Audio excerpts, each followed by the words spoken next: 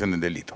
Quiero invitar aquí a don Leandro Fernández, por favor, y a Beatriz Villa, quien va a ser que va a conversar con Leandro sobre inteligencia artificial aplicada con casos de éxito. Adelante, Leandro. Leandro es ingeniero civil industrial y posee una maestría en Administración de Negocios, ambos de la Universidad del Desarrollo, y adicionalmente un programa de desarrollo empresarial del Babson College de Boston. Con más de 25 años de experiencia en consultoría y proyectos de innovación tecnológica, es profesor de posgrado en Indiana Institute of Technology y también relator de importantes congresos y seminarios en América Latina. Actualmente se desempeña como gerente general para la región andina de AIS Group, multinacional de inteligencia artificial especializada en soluciones tecnológicas fundada en España. Beatriz, a quien presenté como directora LATAM, la vamos a presentar ahora como conductora, es administradora de empresas titulada en la Universidad EAFIT de Medellín y cuenta con una especialización en análisis financiero en España. Con amplia experiencia en el riesgo crédito y cobranza, se desempeñó en el Grupo Bolívar como gerente de banca corporativa, en la compañía de financiamiento y como gerente general de la empresa de trámite y cobranza para el Banco de la Vivienda de Colombia. Fue también vicepresidente de cobranza para el Banco Colmena y el Banco Caja Social de Colombia, donde, entre paréntesis, tuve el gusto de conocerla hace un montón de años ya, Beatriz. En el año 2009, obtuvo en Colombia el Premio Nacional de Emprendimiento e Innovación Ventures 2009 por su presentación del modelo de rebancarización de deudores vencidos de la base de la pirámide. El año 2010 crea y funda la revista Ciclo de Riesgo. Luego de 12 años es la directora para Latinoamérica de esta, la primera y única revista especializada en gestión estratégica. Adicionalmente, Beatriz trabaja como consultora senior con exclusividad para Colombia del DEG, el Banco de Fomento del gobierno alemán. Beatriz. Bueno, sigamos con este tema tan apasionante y nos han hecho una introducción maravillosa porque en esta segunda parte de hablar de inteligencia artificial, de Open Data, de Open Banking, queríamos ya aterrizar esto que realmente uno todavía lo siente muy gaseoso porque cuando uno va a un chatbot de un menú general, un menú básico de un banco, pues realmente uno todavía no ve cómo realmente esa máquina sea inteligente. Yo soy muy crítica y digo, pero esto no es inteligente, no nos están resolviendo los problemas. Entonces, y si eso es un menú básico, Leandro, tú que trabajas en inteligencia artificial, acá lo dijeron hace muchos años, esto no lo habíamos descubierto hasta ahora y parece que es el boom, es el tema más sexy. Realmente ya vámonos a no, ya vimos el bosque, ahora vamos el árbol, realmente en crédito, en un caso de originación de crédito, en un modelo financiero o no bancario de cualquier tipo de crédito, donde realmente veremos las principales transformaciones en la inteligencia artificial, pero como decía Oscar, pero no hablemos de una distancia de años, o sea, en los próximos años, ¿dónde realmente vamos a ver que esto escale de nivel? Porque ahora lo sentimos muy básico. Sí, muy buena la pregunta, aprovecho a agradecer la invitación. Efectivamente, se habla mucho de inteligencia artificial y yo diría que los beneficios son súper concretos. Una de las ventajas, como bien decía John, de tratarse de una ciencia es que esto lo podemos medir y lo podemos cuantificar. Y en el mundo del riesgo de crédito, el construir estos modelos predictivos usando estas técnicas de Machine Learning, que es un subcampo de la inteligencia artificial, nos permiten, en resumen, tener modelos más predictivos. Eso significa que son modelos que aciertan más, ¿ya? En la experiencia nuestra, en distintas entidades, en distintos países, logramos que este modelo predictivo, como también decía el panelista, ese poder de discriminación de los modelos, de ser capaces de clasificar y de ordenar a tu cartera, son más predictivos y logramos resultados de entre un 20 a un 30% de mejor poder predictivo, que lo podemos medir en distintos indicadores estadísticos, llámense Gini o KS. Y ahí tenemos un beneficio concreto, o sea, logramos, por una parte, discriminar mejor nuestra cartera, ya sea en la originación de crédito, en la cobranza o en los distintos campos donde queramos utilizar esto. Bueno, en concreto ahora te metes a un terreno de indicadores, ¿cierto? ¿Cómo es ese programa de medición, seguimiento y control? Y danos 2 o 3 indicadores básicos. Si yo estoy implementando una herramienta de inteligencia artificial, y aquí lo han dicho, mire, avanzamos de lo discriminativo a lo generativo, pero realmente todavía la inteligencia artificial adolece de esa capacidad cognitiva y de comprensión y de toma de decisiones. Entonces, en concreto, uno cómo sabe que realmente ese modelo sí esté siendo predictivo, más allá de la calidad de la cartera, que uno diga es exactamente por el modelo, es que mi cartera está mejorando o estoy siendo mucho más asertiva en los que desecho y en los que apruebo. O sea, danos 3 indicadores para poner sobre la mesa, no sé, seguimiento, control, y que un gerente de crédito, un gerente de riesgo o uno de cobranza tenga la capacidad de ir a decir a su junta con esos 3 indicadores, ver cómo esa inteligencia se está haciendo mucho más predictiva. Sí, a ver, yo creo que una de las palabras claves que está implícita en la pregunta tiene que ver con el seguimiento, ¿ya? Y en una industria regulada, y tan regulada incluso como la industria financiera, el regulador, la superintendencia, se preocupa efectivamente de que se haga este seguimiento de estos modelos, ¿ya? Y eso se llama la estabilidad que puede tener el modelo, que sea estable en el tiempo, ¿ya? Y ahí tienes un primer indicador. Segundo, la data con la que tú construyes los modelos es fundamental. O sea, si no tenemos buena data, por mejores técnicas estadísticas, por los equipos más avanzados que tengas de talento, no vas a construir un buen modelo. Y ahí tienes un segundo gran campo de indicadores que tienes que seguir, ¿ya? Cómo es el gobierno de mi data, cómo es la calidad de las data, que exista data histórica. Todo se puede resolver. De nuevo, esta es una ciencia, si no hay datos podemos ir por tipologías o modelos genéricos, pero es algo que tú tienes que seguir. Tercero, en validación, dentro del seguimiento, muchos reguladores, y no solo en Chile, exigen, ¿cierto?, que cuando tú lanzas un modelo predictivo de riesgo, no solo con inteligencia artificial, se valide, o sea, se verifique que ese algoritmo está bien construido. Se habla de replicarlo, ¿ah?, de medir los indicadores de eficiencia, de estabilidad poblacional, ¿ya? Estos Ginis o KS. Ese proceso de evaluación, los reguladores se preocupan de que no los hagan los equipos que construyeron esos modelos, ¿ya? Se pide una validación independiente antes de salir a producción, ¿ya? Y ahí tienes una preocupación muy importante, porque en la tendencia nuestra, lo que hemos venido viendo en distintos países, es que debido a que este primer argumento de que los modelos funcionan mejor, las fábricas de modelos están construyendo con Machine Learning. Y eso obliga al regulador a verificar y validar que esos modelos están bien construidos. De hecho, hemos tenido la posibilidad, con un regulador importante en Latinoamérica, en Perú, de hacer incluso capacitación al equipo, a esos inspectores que van a los bancos, ¿cierto?, a los fiscalizadores que se instalan ahí a veces semanas a revisar cómo está funcionando el banco. Bueno, capacitarlos de cómo se tiene que medir, cómo se tiene que evaluar, cómo podemos verificar que ese modelo está bien construido, ¿ya? Y ahí quería, y no voy a hablar tanto de regulación, porque creo que lo hablamos en el panel anterior, pero mira, esas mal llamadas cajas negras, pues resultan un desafío muy complejo, empezando lo que tú dices del regulador, porque no sé, por lo menos en Colombia y en la mayoría de los países de Latinoamérica, el regulador va 1 o 2 pasos atrás del avance de la tecnología. Y si ahora le suponemos que no hay una trazabilidad en la capacidad analítica del modelo, sino que eso se vuelve una caja negra, porque tomando el ejemplo del aire acondicionado, llega un momento en que uno no sabe de dónde sacó la información, cómo está tomando las decisiones, porque sabe cosas, y ahí yo tengo un chiste que cuando tengamos afán no se lo contemos a la impresora, parece que las máquinas pues supieran qué es lo que está pasando. Y entonces cuando estos reguladores o los mismos analistas o el mismo gerente tiene un equipo de trabajo diseñando todo esto, que es lo que un poco ya nos vas a mostrar, entonces ¿cómo explicarle o al regulador cómo está construido el modelo? A veces uno se queda sin palabras, incluso en Chile también, como en Colombia, digamos que el tema de habeas data, de no discriminación, incluso ya por obligación tenemos que decirle a un cliente por qué se le negó el crédito.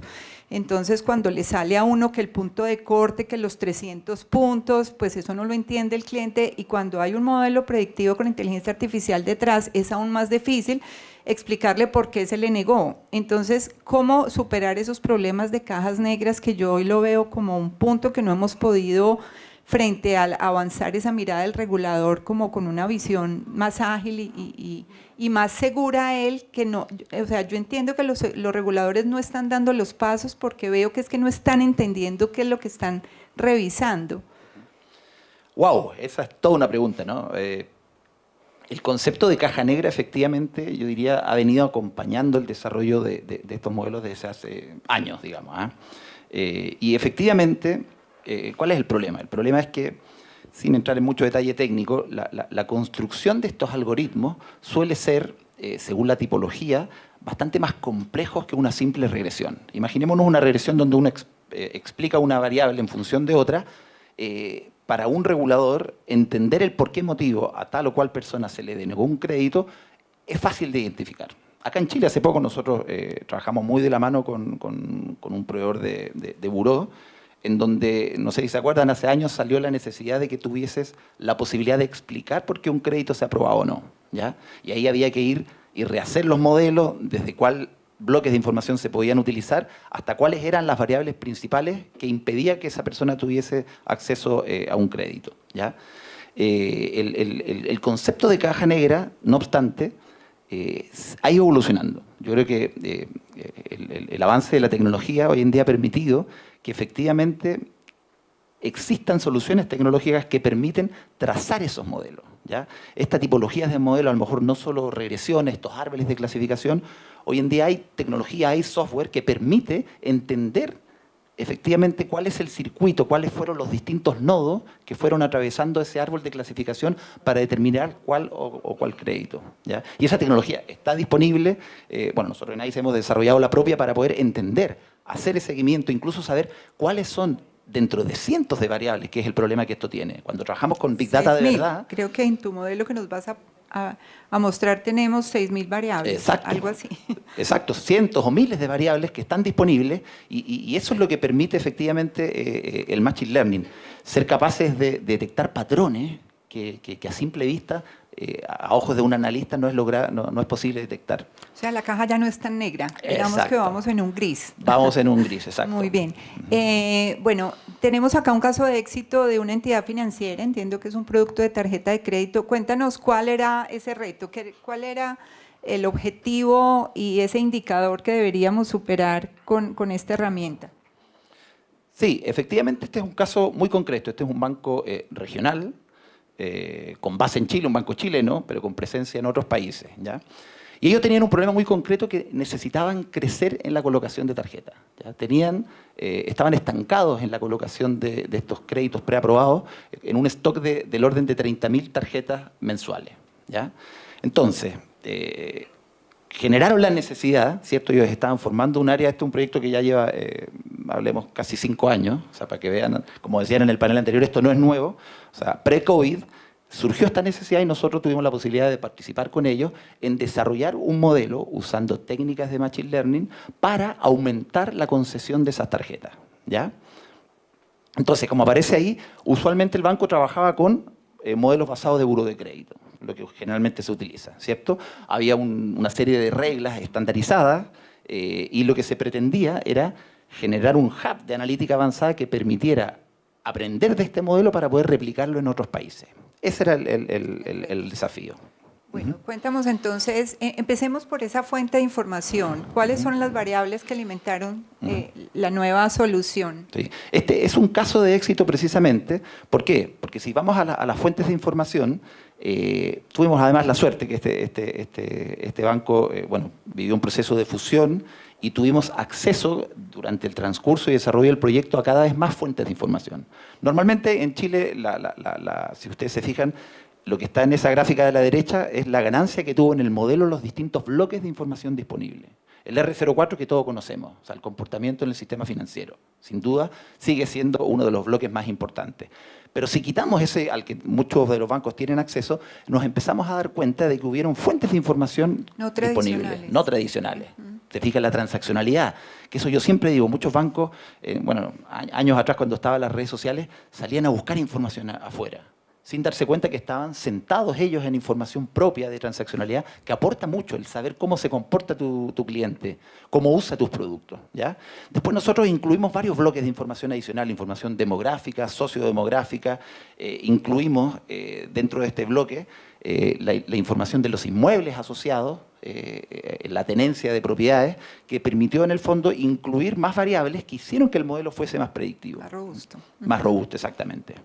No, incluso toda esta tendencia del behavioral economics, ya hay entidades en África, en Asia, que no te piden ningún dato financiero, ninguno, simplemente la manera como llenas el formulario, si empiezas con mayúsculas, si tienes buena ortografía, te hablan, y ahí volvemos a lo simple, a validar esa moralidad comercial, que en últimas ese es el desafío, porque lo hablábamos ahora con nuestros primeros panelistas, y acá también lo dijeron, en la pandemia se nos dañaron todos los modelos porque somos una foto, y cuando uno profundiza más la base de la pirámide, esa foto cambia con una vertiginosidad impresionante, y entonces ahí es donde la moralidad comercial, toda esta información no financiera está supremamente relevante y supremamente fuerte, y se ha demostrado que incluso es más predictiva al momento de pagar que cuánto te ganas tú y cuánto te gastas. Exacto. Precisamente en el siguiente caso vamos a ver un poco eso, o sea, cuando no tienes acceso a esta gran cantidad de información, también hay tecnología que permite, que está vinculada al Open Finance, en donde con muy poca información, y lo que está detrás ahí también es no molestar tanto al cliente, somos capaces de poder hacer esta evaluación de riesgo. Entonces, ¿qué resultados tuvimos? ¿Cierto? Sí, vamos en concreto, ¿eso a qué nos llevó? Logramos, en términos de colocación, me imagino que eran varios objetivos, no solo crecer, sino de manera sostenida y sana. Exacto. El primer resultado, que, como les decía, hay un estancamiento en cantidad de tarjetas colocadas que eran de 30.000. Finalizado el proyecto, logramos subir a casi 50.000 tarjetas mensuales. Finalizar el proyecto ¿es cuánto tiempo? Estamos hablando de qué horizonte de tiempo. Un año, acá hubo bastante, acá esta entidad, y eso es importante, que creo que no se comentó en los paneles anteriores. El equipo humano, el equipo de talento que está detrás de esto es fundamental. O sea, y en el caso de este proyecto nos pidieron lo que en NICE llamamos transferencia tecnológica, es que el equipo aprendiese de estas técnicas. Y por eso dentro de este periodo se incluyó capacitar a un equipo que trabajó mano a mano con nosotros, con los consultores nuestros, en el desarrollo de esto. Entonces, si se fijan, subimos de 30.000 a 49.000 tarjetas, y en la cantidad de preaprobados pasamos de casi 2 millones a 3,5 millones de clientes en Chile. Después cumplimos la tarea, ya en el año 2, de exportar este proyecto a otras latitudes. Partimos en Colombia y en Perú, ¿ya? En Colombia también logramos aumentar esta base de colocación de tarjetas, manteniendo siempre el apetito de riesgo y los niveles de riesgo y morosidad constantes, ¿ya? Una de las ventajas y resultados importantes de este proyecto es lo que nosotros llamamos el time to market, ¿ya? Y esto es muy bonito, está disponible, después si quieren les puedo compartir. Esto lo ha dicho el propio cliente, nosotros acá repetimos los números, pero hemos invitado a quienes lideraron por parte del cliente en este proyecto, y es muy bonito como ellos mismos, de voz propia, digamos, comentan que uno de los beneficios de esto es, y ellos llaman el time to market, es poner en producción, en implementación estos modelos en muy corto periodo de tiempo. Para los que han trabajado en riesgo, implementar un scoring, conversar con tecnología, que la data esté disponible, tarda meses, ¿ya? Acá, montada la infraestructura, logramos time to market de días, ¿ya? Montada la infraestructura. Y eso es uno de los beneficios implícitos que ellos mismos han declarado, digamos. ¿Por qué? Porque, de nuevo, como las fuentes de información son tantas, cuando hay cambios, hay nuevas fuentes de información, ellos están en condiciones de lanzar un nuevo modelo y ver qué tal está. Y ese engranaje, montado hoy en día todo en la nube, es muy rápido y le da una ventaja competitiva importante. Bueno, ya para terminar en este caso y avanzamos hacia nuestro segundo tema del Open Banking, cerrando, ¿cuáles fueron esos 3 factores claves de éxito que tú crees que fueron determinantes en este proyecto? Y no solo lo bueno, sino también los errores que se presentaron y qué enseñanzas les dejaron. Sí, sin duda. Yo creo que de los errores es donde más uno aprende. A ver, es extrapolable probablemente a muchos proyectos. Primero, la data. O sea, soy muy insistente en esto, el tener data de calidad Muchas veces nuestros clientes, los bancos, dicen, no, pues si nosotros tenemos mucha data. Para poder modelar tú necesitas data de calidad, data estructurada, data sin sesgo, ¿ya? Y ese es un factor súper importante. Este proyecto, yo creo que otro de los factores de éxito, lo fuimos escalando.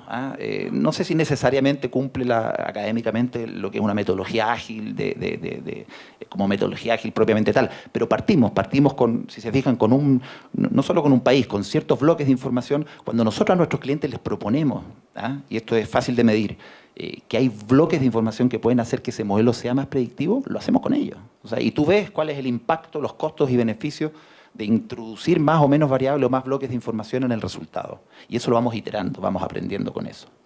Después el equipo, sin duda, el disponer de un equipo que esté sintonizado, que esté trabajando contigo, es fundamental, equipos preparados, sin duda. Sí, se habla mucho que la inteligencia artificial aprende de las fuentes de información de las mismas entidades.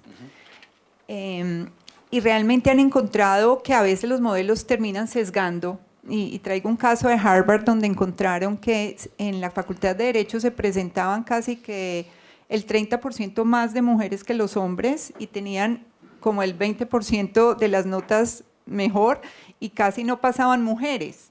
Y entonces hicieron un experimento de inteligencia artificial, si fuera la inteligencia artificial que estuviera calificando en ese mismo experimento, resulta que estaba llevando a unas decisiones muy parecidas y encontraron es que la misma data ya viene como muy sesgada, ya viene muy propia de los bancos. Entonces el banco que le apuesta a ciertos mercados o el banco microfinanciero o el retail, dentro de su mismo ecosistema, la manera de toma de decisiones, la manera como la cultura organizacional imprime ese direccionamiento de mercado estratégico, se están contaminando los modelos de eso mismo. Entonces vemos que un banco microfinanciero termina siendo más agresivo que un banco de otro estrato y el modelo no debería tener esos sesgos. ¿Cómo salir de ese círculo vicioso? O sea, le meto mi mismo concepto, mi misma visión, que es interior de mi segmento, limitada, con mi misma data histórica, que es más de lo mismo. Entonces, y ahora hago clic con lo siguiente, que es el Open Data, que yo creo que ahí es donde está la clave. ¿Cómo salirnos? O sea, realmente que ese modelo, además de ser predictivo, inteligente, empiece a incorporar variables de otros sectores y nos permita realmente, por ejemplo, en las negaciones, que es cuando uno se aterra del desperdicio tan grande y hay entidades muy agresivas que uno sale con su crédito negado de una y se va a otra y ahí sí le aprueban. Entonces, ¿cómo quitarnos ese obstáculo o mejorar en ese sentido? Sí, sesgo es una palabra que nos va a acompañar de ahora en adelante. O sea, y acá aprovecho yo creo que a celebrar distintas iniciativas que como país tenemos. O sea, hoy en día Chile cuenta con una política nacional de inteligencia artificial. Hace un par de semanas tuve la oportunidad de participar en el lanzamiento de un índice latinoamericano de inteligencia artificial donde nuestro país estaba muy bien posicionado, ¿ya?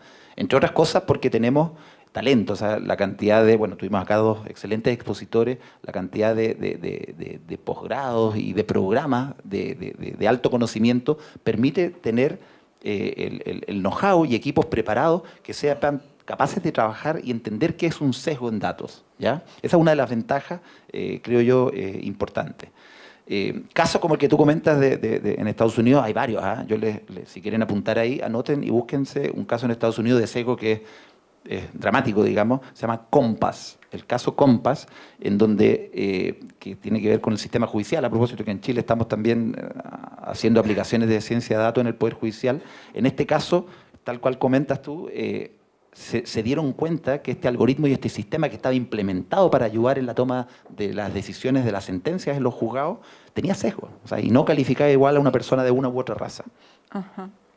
Volviendo al caso del Open Banking, yo diría, acá sin duda hay un desafío importante respecto de la regulación y respecto del empoderarnos de los datos. Yo, si hay un mensaje que pudiese pasar es que todos somos hoy en día, los mayores de edad, la mayoría clientes de entidades financieras, y tenemos que ser conscientes que los dueños de la data y de la transacción en esa entidad financiera somos nosotros, ¿ya? Y en eso se está avanzando y en Europa hay un avance importante en el sentido de empoderar que los clientes de los bancos son los dueños. Y yo, si autorizo a que mi data transaccional sea compartida por otra banca, tengo el derecho a usarlo. Y los bancos, y por eso se generan estos ecosistemas donde se comparte esta data, este open banking, para que sea más fácil y no se tenga que pedir tanto papeleo, tanta información.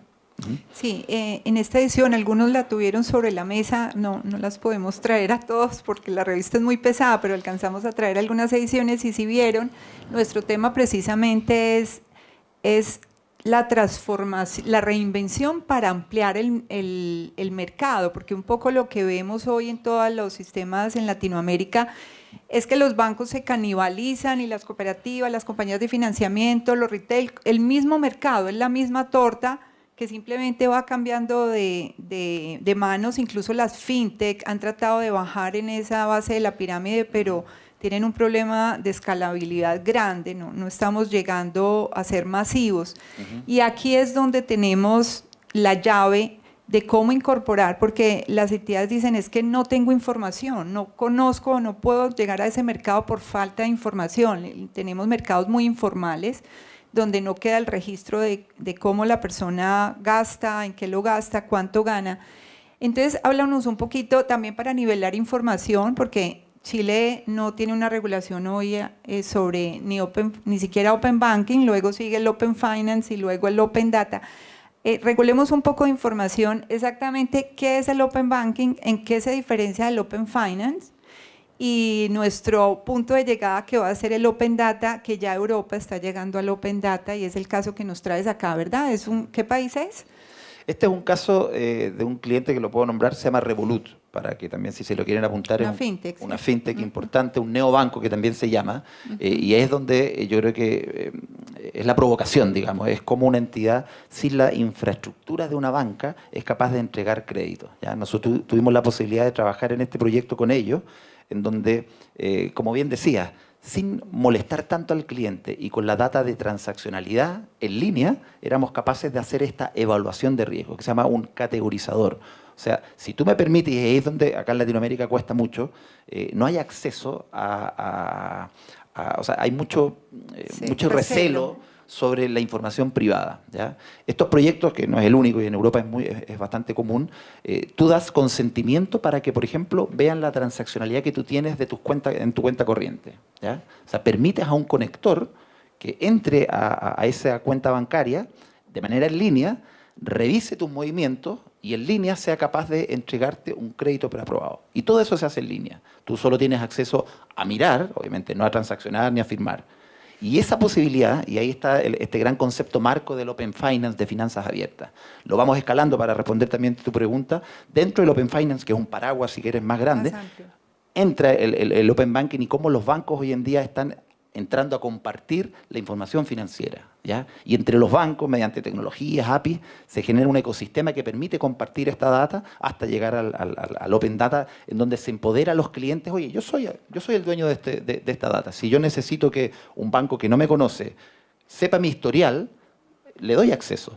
Y con eso, y para los que trabajamos en riesgo, acceder a esa información real de las transacciones que realmente tiene ese cliente con el banco es oro puro, es oro puro. Incluso más allá del banco, porque ahí es donde el Open Data es esa llave de entrada de estos mercados desatendidos hoy por falta de información, porque llegamos incluso a tener data de telcos, de transacciones, de remesas. Entonces yo, Beatriz Villa, no soy bancarizada porque soy acá en Chile no se ve el concepto de vendedor ambulante, por decir algo, o tendero, o soy una señora que hago unas artesanías, o soy empleada del servicio doméstico, no tengo acceso a la banca, pero sí transo todos los días, pago servicios públicos, agua, luz, teléfono, celular, además tengo un carrito de reparto y paso el peaje y pago. Entonces toda esa transaccionabilidad, ¿qué tan lejos estamos a que realmente esto sea una realidad en la regulación en Chile? A ver, efectivamente, y es natural, las leyes, digamos, y el regulador se preocupa y cuesta seguir el ritmo, ¿cierto? El ritmo de la evolución de la tecnología, ¿ya? Recordemos que no hace mucho se pidió, no sé si se acuerdan, en inteligencia artificial poner una pausa, que se pausaran los desarrollos en inteligencia artificial por los riesgos que tenía la inteligencia generativa y demás. Yo veo que eso es imposible. O sea, hoy en día la tecnología está, los resultados están. hay cosas por desarrollar, pero me ha tocado participar en un par de mesas técnicas con la CMF, en donde están preocupados de esto mismo que estamos hablando acá. Si ustedes buscan el término algoritmo, la eficiencia de estos algoritmos, con qué data se construyen, hoy en día está en las mesas técnicas del trabajo del regulador, ¿ya? Entonces, probablemente aquí hay un trámite administrativo hasta que esto sea realidad, pero hay iniciativas potentes. El hecho de que contemos con una política nacional implica que hay un mandato desde arriba, ¿cierto?, de que nos preocupemos de que esto se tiene que regular, sin duda que se tiene que regular.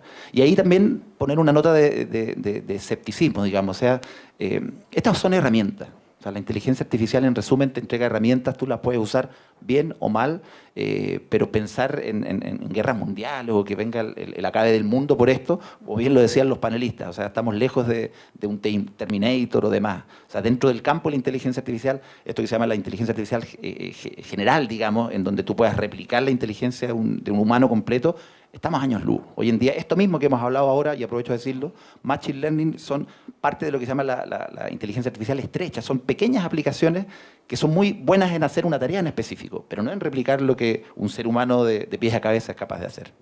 Porque incluso, y ya para terminar, pues muy pronto ya no hablaremos de banca de tecnología como segmentos aparte, retail, salud, sino todo un concepto de finanzas embebidas, donde tú en una super app, entonces haces todo, haces tu cita médica, pero también compras en el supermercado, llamas al delivery, pagas la matrícula de tu hijo y todo en un concepto de finanzas embebidas. Entonces ese va a ser nuestro próximo coffee, ¿cierto, Hernán? No teníamos agenda para tanta cosa. Bienvenidas las preguntas. Bueno, para concluir este caso, mientras le damos, solo para concluir sí. los resultados de este caso de Open Banking en... Sí, ¿de qué se trata? Acá lo que mostramos es este canal de Open Banking, cuál es la edad de los usuarios que están entrando. Y acá tenemos una realidad innegable, sin ánimo de discriminar o de ver canas acá en el auditorio. Hoy en día nuestros clientes, los clientes de los bancos, probablemente ya son nuestros hijos. Yo tengo una hija entrando a la universidad y fíjense, para ellos es nativo, como bien decías, tener todo en una aplicación, ya no ir a una sucursal físicamente, son nativos digitales. Entonces, tenemos que pensar en cómo simplificar las cosas. ¿Cómo simplificar las cosas? ¿Cómo hacer una transferencia bancaria sin tener que estar poniendo tantas claves, tantas huellas o demás?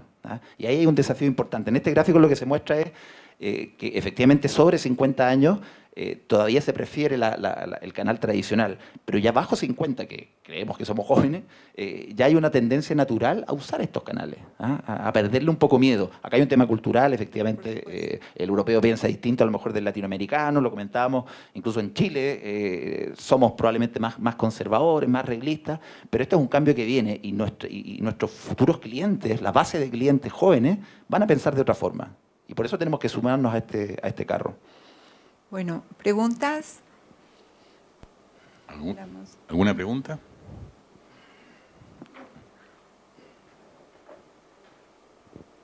Sorry, estaba tratando de armar mi idea ahí para poder sintetizar la pregunta. Que tú hablabas respecto a estos modelos nos vienen a retribuir en la discriminación, ¿cierto?, del acceso al crédito. Y bueno, esa es como la parte linda de poder dar más acceso, ser más transversal, etcétera. Pero ¿cómo estos modelos discriminan en el futuro el comportamiento de pago que va a tener esta persona? En el entendido que todos podemos pasar por alto y bajo en nuestra vida financiera. Y cómo eso, en el fondo, se relaciona con esta masividad de variables que eventualmente están ingresando a estos nuevos modelos. Uy, muy buena la... Sí, pégale a la calidad de la cartera, porque Exacto. es el dolor de todos acá. Sí, a ver, lo primero, y creo que no lo dije, inteligencia artificial o machine learning, todo esto que pueden escuchar, no es magia. O sea, son herramientas y se basan en data histórica en este caso. Tú para poder recoger esto, y a propósito del COVID, tú efectivamente lo que le exiges, digamos, para que tengas un modelo que sea predictivo y que sea estable en el tiempo, es haber analizado una ventana histórica que recoja efectivamente los distintos picos, ¿cierto?, crisis asociadas. Mientras más data y más ventana histórica, vas a ser capaz de darte cuenta, como dices tú, en el futuro, bueno, ¿cómo se va a comportar esto? Esto es como estar manejando un auto, un coche, con el espejo retrovisor, o sea, vas viendo hacia el pasado, tratando de ver lo que viene hacia el futuro. La gracia de estas técnicas es que son de fácil implementación, o sea, estas fuentes de información, lo que yo decía del caso de este banco, el acceso a esa data, si tú tienes montada tu infraestructura, es bastante rápido. Entonces, tú puedes actualizar con nuevas datas, oye, si quieres, toda la semana, y recoger esos posibles cambios que existan. Pero es un desafío, sin duda, o sea, es un desafío permanente. Muy bien. ¿Alguna otra pregunta? Por acá, Hernán. ¿Hable? Tengo una pregunta porque nosotros estamos trabajando un proyecto con Open Banking y la principal dificultad es que esto requiere la aprobación del cliente propiamente. Consentimiento. El consentimiento, porque básicamente te tiene que dar su clave del banco. Exacto. Si lo hace a través, no sé, de Fintoc o de alguna de estas empresas que hoy día se están especializando en esto, son bastante caras por lo demás. Pero cuando tú quieres ir a un segmento que hoy día no está bancarizado, perdón, en el caso de Open Banking sí está bancarizado, pero no es tu cliente, tú sales a buscar nuevos clientes, ¿cómo logras que, cómo lo subes, cómo logras que él te dé la aprobación, o sea, que ponga básicamente su root y su clave del banco a alguien que no conoce, que no está fidelizado por esta empresa? Yo creo que porque el Open Banking es maravilloso porque te entrega una data, pero oro puro, como tú dijiste.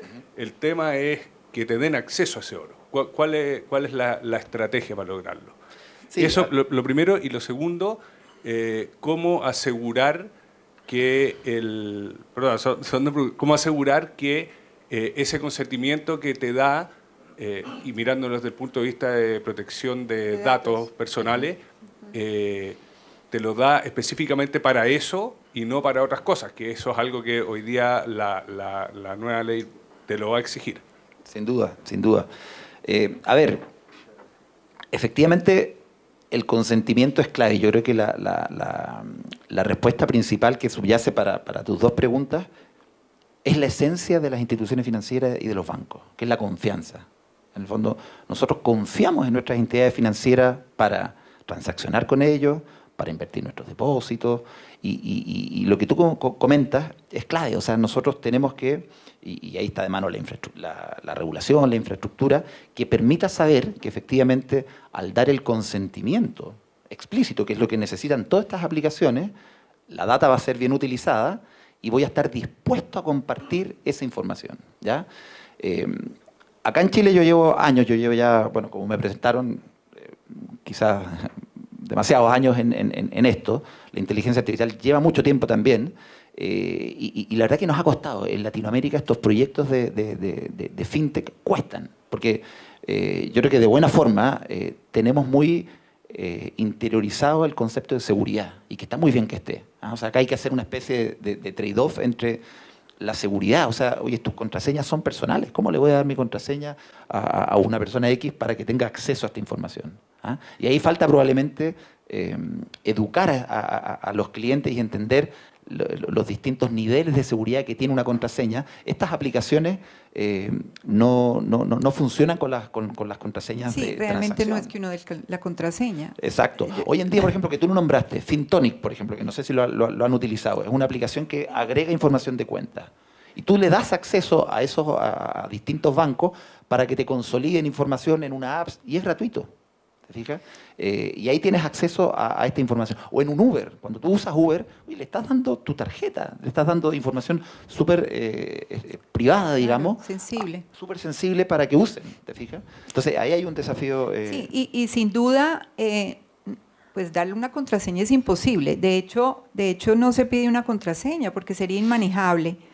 Realmente el país como un todo y el ecosistema es el que tiene que dar ese paso, porque entidades aisladas donde le digan a un cliente, dame tu información, el cliente no va a entender. Entonces, sin duda tiene que ser que el ecosistema madure junto todo un sistema financiero del paso, que es lo que ha pasado en Europa, y no entidades así como ruedas sueltas, porque nadie te va a dar la información. Entonces, es como hablamos de nuestros hijos nativos digitales, que ya les parece súper normal pedir la comida a toda hora por un Uber, a nosotros nos costó más, eso ya hace parte de su idiosincrasia, y todo el ecosistema como un todo impulsado por el regulador. Si el regulador no da el paso, que en Colombia ya el regulador de un paso, ya tenemos una legislación de, no Open Data, pero sí de Open, ni siquiera Banking, ya dimos un paso más allá, Open Finance.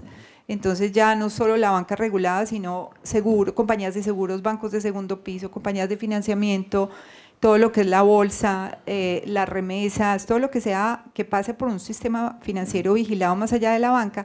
Entonces, cuando el regulador es el que da el paso y todo el sistema financiero como un todo empieza a saber en las propagandas, Open Finance, y ya no es que des tu clave, realmente la tecnología lo que hace es que en unos archivos encriptados y comparten información de aplicativo a aplicativo, eso no llega a ningún lado porque uno se imagina dar la clave con un asesor mirándome y chismoseando, no sé si acá se dice cuánto me gano, cuánto gasto, y esta señora por qué se gastó todo eso en esa tarjeta. No, es una información que va encriptada, va en archivos planos que llegan a su vez a otro banco, casi que con unos resultados de movimientos. Es una cosa muy bien planeada porque nadie te va a dar tu clave.